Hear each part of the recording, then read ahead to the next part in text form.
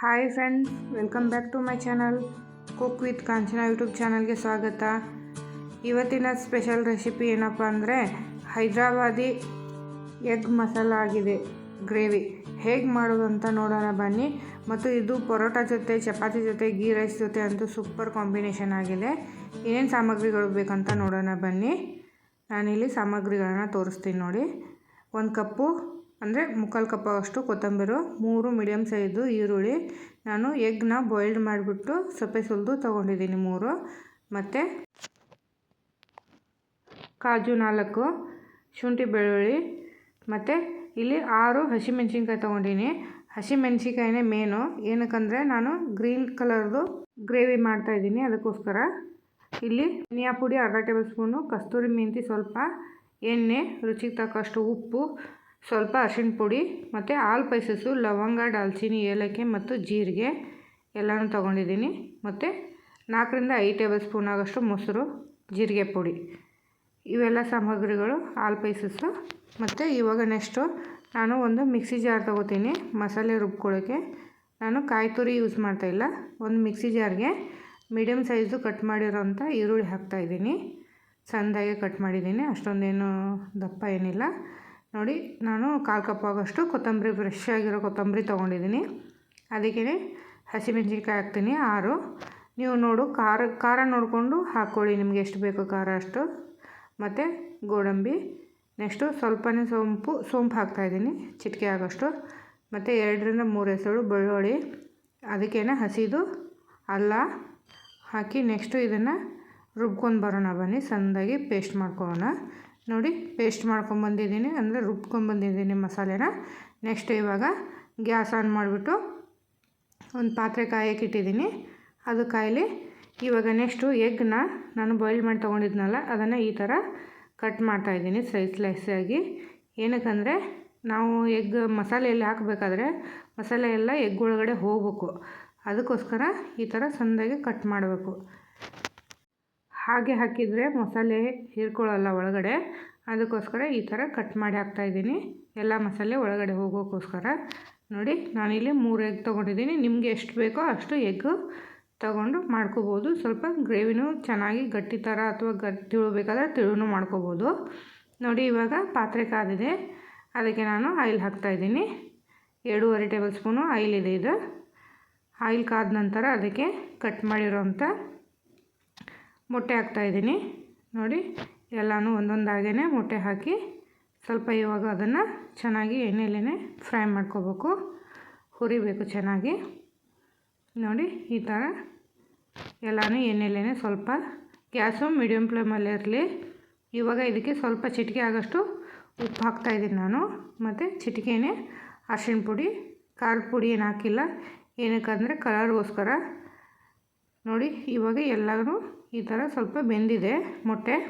ಇವಾಗ ಬೌಲ್ಗೆ ತಕ್ಕೋತಾ ಇದ್ದೀನಿ ನೋಡಿ, ಒಂದೊಂದಾಗೇ ಈ ಥರ ಬೌಲ್ಗೆ ತಕ್ಕೋತೀನಿ. ಖಾರದ ಪುಡಿ ಏನಕ್ಕೆ ಹಾಕಿಲ್ಲ ಅಂದರೆ ನಾನು ಗ್ರೀನ್ ಕಲರ್ ಮಾಡ್ತಾಯಿದ್ದೀನಲ್ಲ ಹೈದ್ರಾಬಾದಿದು, ಅದಕ್ಕೋಸ್ಕರ ಕಲರ್ ಚೇಂಜ್ ಆಗಬಾರ್ದು ಅಂತ ನಾನು ಪುಡಿ ಹಾಕ್ತಾಯಿಲ್ಲ. ನಿಮ್ಗೆ ಬೇಕಾದರೆ ಹಾಕೋರಿ. ನಾನಿವಾಗ ಅದೇ ಎಣ್ಣೆಗೆ ಆಲ್ ಸ್ಪೈಸಸ್ ಹಾಕ್ತಾಯಿದ್ದೀನಿ. ಪತ್ರಿ, 2 ಲವಂಗ, 2 ದಾಲ್ಚಿನ್ನಿ, ಮತ್ತು ಕಾಳು ಮೆಣಸು 2, ಅರ್ಧ ಟೇಬಲ್ ಸ್ಪೂನ್ ಆಗೋಷ್ಟು ಜೀರಿಗೆ. ನೀವು ಬೇಕಾದರೆ ಇದನ್ನು ಸ್ಪೈಸಸ್ನ ರುಬ್ಬುವಾಗಲೇ ಹಾಕೋಬೋದು. ನಾನಿಲ್ಲಿ ಎಣ್ಣೆಲೇ ಹಾಕ್ತಾಯಿದ್ದೀನಿ. ಇವಾಗ ರುಬ್ಬಿರೋಂಥ ಮಸಾಲೆನ ಅದೇ ಎಣ್ಣೆಗೆ ಹಾಕಿ ಚೆನ್ನಾಗಿ ಇವಾಗ ಫ್ರೈ ಮಾಡೋಣ ಬನ್ನಿ ನೋಡಿ. ಈ ಥರ ಹಸಿ ವಾಸನೆ ಹೋಗೋವರೆಗೂ ಎಣ್ಣೆಲೇ ಮಸಾಲೆನ ಚೆನ್ನಾಗಿ ಹುರ್ಕೋಬೇಕು ನೋಡಿ. ನೀವು ಬೇಕಾದರೆ ಟೊಮೊಟೊನೂ ಹಾಕ್ಬೋದು ಅಥವಾ ಹುಣಸೆ ಹಣ್ಣು ಹಾಕ್ಬೋದು, ನಾನು ಹಾಕಲ್ಲ. ಇವಾಗ ನೋಡಿ ಎಲ್ಲನೂ ಕಲರ್ ಚೇಂಜ್ ಆಗಿದೆ ನೋಡಿ, ಸ್ವಲ್ಪ ಎಣ್ಣೆನೂ ಬಿಡ್ತಾ ಇದೆ. ಇವಾಗ ಮತ್ತೆ ಅದನ್ನು ಚೆನ್ನಾಗಿ ಈ ಥರ ಎಣ್ಣೆಲೇ ಹುರಿಬೇಕು. ಆದಷ್ಟು ಹುರಿಯೋಕ್ಕೆ ಟೈಮ್ ಕೊಡಬೇಕು, ಏನಕ್ಕಂದರೆ ಮಸಾಲೆ ಚೆನ್ನಾಗಿ ಬರುತ್ತೆ, ಟೇಸ್ಟು ಚೆನ್ನಾಗಿರುತ್ತೆ, ಅದಕ್ಕೋಸ್ಕರ ನೋಡಿ. ಈ ಥರ ಎಲ್ಲನೂ ಮಸಾಲೆಗಳನ್ನ ಎಣ್ಣೆಲೇ ಮೊದಲು ಫ್ರೈ ಮಾಡಬೇಕು. ಆಮೇಲೆ ಬೇಕಾದರೆ ನಿಮ್ಗೆ ಎಷ್ಟು ಬೇಕೋ ಅಷ್ಟು ತಿಕ್ನೆಸ್ ನೋಡಿಕೊಂಡು ನೀರು ಹಾಕ್ಕೋಬೇಕು. ಇವಾಗ ನೋಡಿ, ಅದಕ್ಕೇ ನಾನಿವಾಗ ಸ್ವಲ್ಪ ಅರಿಶಿಣ ಪುಡಿ ಹಾಕ್ತಾಯಿದ್ದೀನಿ, ಮತ್ತು ಜೀರಿಗೆ ಪುಡಿ ಹಾಕ್ತಾಯಿದ್ದೀನಿ, ಮತ್ತು ಧನಿಯಾ ಪುಡಿ ಹಾಕ್ತಾಯಿದ್ದೀನಿ. ನಾನು ಎಣ್ಣೆಲಿ ಹಾಕಿದ್ದಿಲ್ಲ, ಇವಾಗ ಮಸಾಲೆ ಹುರಿದ ಮೇಲೆ ಹಾಕ್ತಾಯಿದ್ದೀನಿ. ರುಚಿಗೆ ತಕ್ಕಷ್ಟು ಉಪ್ಪು ಹಾಕ್ತಾಯಿದ್ದೀನಿ ನೋಡಿ. ಇವಾಗ ನೀವು ಬೇಕಾದರೆ ಉಪ್ಪನ್ನ ಮೊದಲೇ ಹಾಕ್ಬೋದು ಅಥವಾ ಕೊನೆಗಾದರೂ ಹಾಕ್ಬೋದು. ನಾನು ಇವಾಗ ಇಲ್ಲಿ ಹಾಕಿ ಫ್ರೈ ಮಾಡ್ತಾಯಿದ್ದೀನಿ. ಅದನ್ನೆಲ್ಲನೂ ಮಸಾಲೆಗೆ ಮಿಕ್ಸ್ ಆಗಬೇಕಲ್ವ, ಅದಕ್ಕೋಸ್ಕರ ಎಲ್ಲನೂ ಮಿಕ್ಸ್ ಮಾಡ್ತಾಯಿದ್ದೀನಿ. ಖಾರ ಉಪ್ಪು ನೋಡಿಕೊಂಡು, ರುಚಿ ನೋಡಿಕೊಂಡು ನೀವು ಉಪ್ಪು ಹಾಕ್ಕೊಳ್ಳಿ, ನಿಮಗೆ ಎಷ್ಟು ಬೇಕೋ ಅಷ್ಟು ಗ್ರೇವಿ ನೋಡಿಕೊಂಡು. ನಾನಿವಾಗ ರುಬ್ಬಿರೋಂಥ ಮಸಾಲೆಗೆ ಮಿಕ್ಸಿ ಜಾರ್ಗೆ ಉಳಿದಿರೋಂಥ ಸ್ವಲ್ಪ ನೀರು ಹಾಕಿ 1/4 ಕಪ್ ಆಗೋಷ್ಟು ನೀರು ಹಾಕಿದ್ದೀನಿ.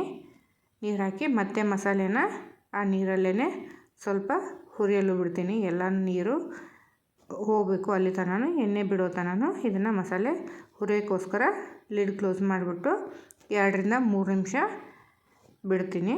ಇವಾಗ ನೋಡಿ ತೆಗೆದಿದ್ದೀನಿ, 2 ರಿಂದ 3 ನಿಮಿಷ ಆಗಿದೆ. ನೋಡಿ ಎಣ್ಣೆಯನ್ನು ಎಷ್ಟು ಚೆನ್ನಾಗಿ ಸುತ್ತಲೂ ಬಿಟ್ಟಿದೆ ಅಂದರೆ ಗ್ರೇವಿ ಚೆನ್ನಾಗಿ ಬೇಯ್ತಾ ಇದೆ ಅಂತ ಅರ್ಥ. ಎಷ್ಟು ಚೆನ್ನಾಗಿ ಎಣ್ಣೆ ಬಿಡುತ್ತೋ ಅಷ್ಟು ಚೆನ್ನಾಗಿ ಗ್ರೇವಿ ಬರುತ್ತೆ. ಇವಾಗ ನೋಡಿ ಅದನ್ನೆಲ್ಲನೂ ಮಿಕ್ಸ್ ಮಾಡ್ತಾಯಿದ್ದೀನಿ. ಇವಾಗ 4 ರಿಂದ 3 ಟೇಬಲ್ ಸ್ಪೂನ್ ಆಗೋಷ್ಟು ನಾನು ಮೊಸರು ಹಾಕಿದ್ದೀನಿ. ಇವಾಗ ಗ್ಯಾಸು ಲೋ ಫ್ಲೇಮಲ್ಲೇ ಇರಬೇಕು ಮೊಸರು ಹಾಕಬೇಕಾದ್ರೆ. ಏನಕ್ಕಂದರೆ ಮೊಸರು ಬಿಸಿ ಇದ್ದಾಗ ಹಾಕಿದರೆ ಒಡೆಯುತ್ತೆ, ಅದಕ್ಕೋಸ್ಕರ ಗ್ಯಾಸು ಲೋ ಫ್ಲೇಮಲ್ಲೇ ಇರಬೇಕು. ಇವಾಗ ಮೊಸರು ಮಸಾಲೆ ಎಲ್ಲನೂ ಚೆನ್ನಾಗಿ ಈ ಥರ ಮಿಕ್ಸ್ ಮಾಡ್ತಾಯಿದ್ದೀನಿ. ನೋಡಿ ಎಲ್ಲಿನೂ ಒಡೆದಿಲ್ಲ ಮೊಸರು. ಇವಾಗ ಮತ್ತೆ ನಾನು 5 ರಿಂದ 6 ನಿಮಿಷ ಆಗೋಷ್ಟು ಬೇಯಿಸ್ಕೊತೀನಿ ಇದನ್ನು. ನೋಡಿ 5 ರಿಂದ 6 ನಿಮಿಷ ಚೆನ್ನಾಗಿ ಮೊಸರು ಗ್ರೇವಿ ಎಲ್ಲನೂ ಚೆನ್ನಾಗಿ ಮಸಾಲೆ ಬೆಂದಿದೆ. ನೋಡಿ ತಳ ಹಿಡಿಬಾರ್ದಲ್ವ, ಅದಕ್ಕೋಸ್ಕರ ಇದನ್ನು ಚೆನ್ನಾಗಿ ಮಿಕ್ಸ್ ಮಾಡ್ಕೋಬೇಕು. ಅದಕ್ಕೋಸ್ಕರ ಇದನ್ನೆಲ್ಲನೂ ಚೆನ್ನಾಗಿ ಮಿಕ್ಸ್ ಮಾಡಿ ಇವಾಗ ನಾನು ಅದಕ್ಕೆ ಮೊಟ್ಟೆ ಹಾಕ್ತಾಯಿದ್ದೀನಿ, ಫ್ರೈ ಮಾಡಿರೋಂಥ ಮೊಟ್ಟೆ.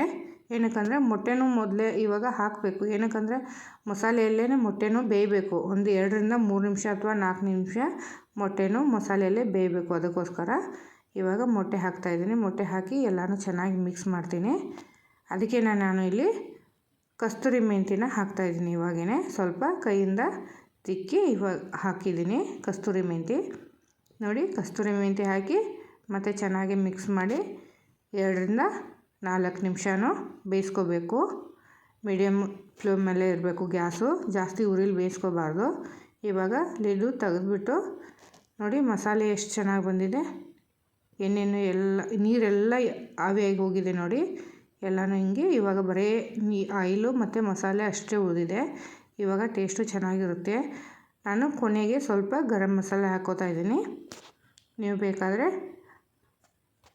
ಎಗ್ ಮಸಾಲೆನೂ ಹಾಕ್ಬೋದು. ನಾನಿಲ್ಲಿ ಸ್ವಲ್ಪ ಕೊನೆಗೆ ಕೊತ್ತಂಬರಿ ಸೊಪ್ಪು ಹಾಕ್ತಾಯಿದ್ದೀನಿ. ಕೊತ್ತಂಬರಿ ಸೊಪ್ಪು ಹಾಕಿ ನೋಡಿ ಸುತ್ತಲೂ ಎಣ್ಣೆ ಬಿಟ್ಟಿದೆ ಅಂದರೆ ಇವಾಗ ಹೈದರಾಬಾದಿ ಎಗ್ ಮಸಾಲ ಅಥವಾ ಎಗ್ ಗ್ರೇವಿ ರೆಡಿಯಾಗಿದೆ ಅಂತ ಅರ್ಥ. ಇದನ್ನು ಒಂದು ಬೌಲ್ಗೆ ತಗೊಳ್ಳೋಣ ಬನ್ನಿ. ನೋಡಿ ಎಷ್ಟು ಚೆನ್ನಾಗಿ ಬಂದಿದೆ. ಟೇಸ್ಟು ಅಷ್ಟೇ ಚೆನ್ನಾಗಿ ಬರುತ್ತೆ ಅಂತ ಅಂದ್ಕೊಂಡಿದ್ದೀನಿ. ನೀವು ಒಮ್ಮೆ ಟ್ರೈ ಮಾಡಿ ಇದನ್ನು, ಹೇಗಿದೆ ಅಂತ ಕಮೆಂಟ್ ಬಾಕ್ಸಲ್ಲಿ ಕಮೆಂಟ್ ಮಾಡಿ. ಈ ರೆಸಿಪಿ ನಿಮಗೆ ಇಷ್ಟ ಆಗಿದ್ದರೆ ಪ್ಲೀಸ್ ಲೈಕ್ ಮಾಡಿ, ಶೇರ್ ಮಾಡಿ ಮತ್ತು ಕಮೆಂಟ್ ಮಾಡಿ. ನಮ್ಮ ಚಾನಲನ್ನು ಸಬ್ಸ್ಕ್ರೈಬ್ ಮಾಡ್ಕೊಳ್ಳಿ ಮತ್ತು ನಿಮ್ಮ ಫ್ಯಾಮಿಲಿ ಫ್ರೆಂಡ್ಸು ಕೂಡ ಈ ವಿಡಿಯೋ ಲಿಂಕನ್ನು ಶೇರ್ ಮಾಡಿ. Thank you so much, all of you.